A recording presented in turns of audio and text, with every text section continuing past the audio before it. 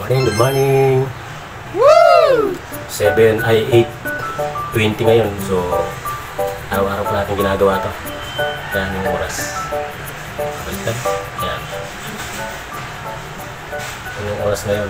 So, hanggang 11 PM tayo matapos nito. Ngayon umaga 8:20 AM. So hanggang 11 PM tayo. Ganyan katagal yung oras ko sa pagtatrabaho. Kaya sana huwag mo lang akong pagre-reklamuhan kasi pag ako nag-reklamo. Wow! Kaya yan lang. So bumapa ako. Matatapos ang mga 1 hour. Yan lang. Trabaho ko kasi dito is masahista, massage therapy, tsaka sa acupuncture. So, yun lang dapat ang trabaho ko. So, stay-in kasi ako, kaya tinatrabaho ko ito lahat. Wow! Pero, yun nga lang. Sama ng loob ko dito kasi laging mahaba yung oras yung pagtatrabaho. Hindi ko madali yung nagmamassage ka. Minsan, isang pasyente is 2 hours. Kung kunti man lang yung pasyenteng pumapasok, siyempre nag-aantay ka nga eh. Hindi ko naman kasalanan yun kung kukunti lang, 2-3 lang. Ganun talaga eh, ka-open lang ng business. Pero sulit yung oras, sobrang haba. Dapat nga 8 hours lang, pero umaabot ako ng 17 hours. Pumayag na ako dun sa 10 to 10. Kung bibilangin nyo, 12 hours yun. Pero umabot pa sa puntong mas mahaba pa. Yun lang. Linis pa ako ng CR.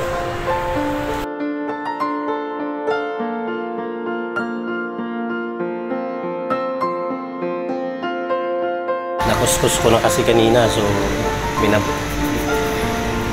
ko na.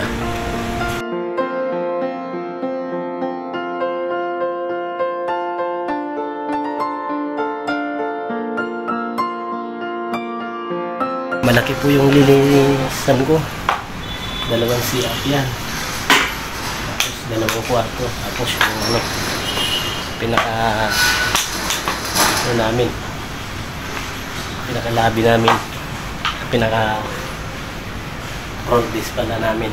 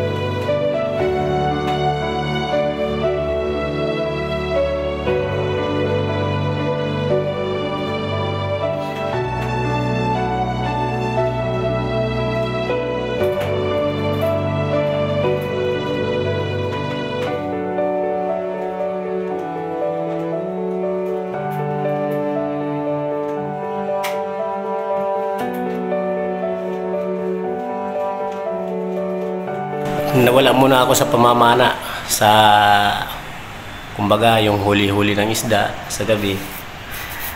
So ngayon ito trabaho muna tayo. So pang 5 months ko na dito. Kailangan kong magtrabaho kasi solo flight lang ako eh. So ayan lang. So ito yung trabaho ko, massage therapy tsaka acupuncturist. Yung pamamana ko siguro baka sa day off ko na lang So ngayon 5 months di pa ako nakapag-day off. So pag umuwi naman ako, magsisit pa ako ng mga kasamahan ko para mamana ako sa gabi. So kailangan ko ng oras doon. Siguro mga 1 araw, 2 araw para magkaroon din ng kunting pasilip sa mga content ko dati. So ngayon, yung magiging content ko, ito na yung nasa trabaho kasi stay na ako dito eh.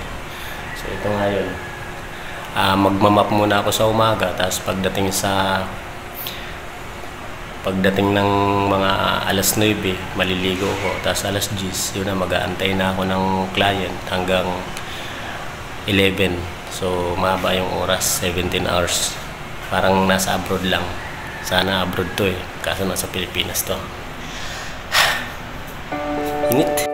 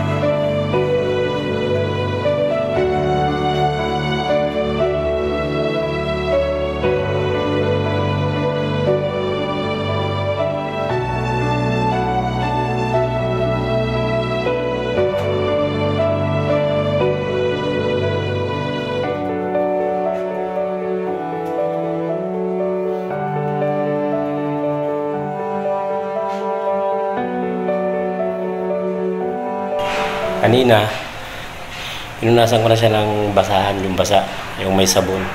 So nilagyan ko lang siya ng mabangong alcohol. So pinunasan ko naman siya ng tuyo para yung alikabok mawala. So yan lang. Lapit na ako matapos. Alas 9 na. Ito yung araw-araw kong ginagawa. Tulog ka ng mga alas 12 ng gabi, tapos gigising ka ng alas 7. Tapos alas 7:30. Yan na nga, magwawalis ka, magmamap. At tapos magmap, yan, magpupunas, pati sa CR. Lahat na ng trabaho gagawin mo dito. Kala nyo, babae lang marunong magkatulong. Ako din. So, malapit na ako matapos. Kunting punas na lang. Tapos maliligo ako. So, bukas, gano'n na naman. So, araw-araw. Kaya, yung pamamana ko, isang tabi ko muna yan, yung mga adventure kong mga vlog. Isang tabi ko muna yan. Kasi, ito ko sa trabaho eh. Ito yung trabaho ko, massage therapy. Tapos ako puncturist, bintusa. Yung trabaho ko. So, dati pa, kung hindi lang nag-close yung trabaho ko dati, so, hindi ako mapupunta dito.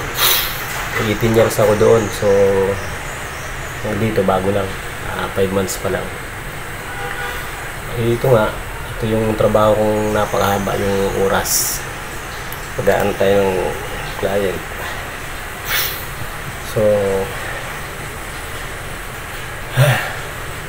medyo puyat, minsan pagod kasi yung nanay niya nagpapagawa, late na sa oras, tsaka yung kapatid.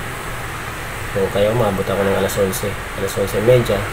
So, alam nga naman, pag higa mo, tulog ka agad. Hindi naman, di ba? Hindi pa naman kaagad aantukin. So, mga alas 12:30 ang tulog ko. So, ayun lang mga ka-MJ. Maraming salamat po sa mumunting Sana ma-appreciate nyo yung video ko. Kasi mag-isa lang talaga ako dito gumagawa. Kasi bago pa lang to.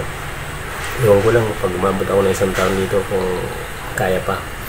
So, Alam mga Kenji, sana suportahan niyo yung aking mountain vlog.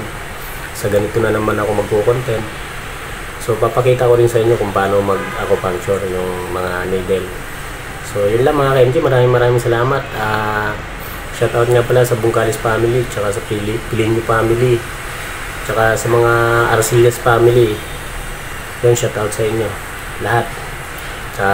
Tsaka ano pa ba, Dilatori family, shoutout sa mga sa side ng mga anak ko, sa Mahilong family. So shoutout sa inyo. Maraming salamat. Shoutout sa Santo Tomas Laguna, Site 3, Block 10. Yun lang. Maraming salamat. God bless.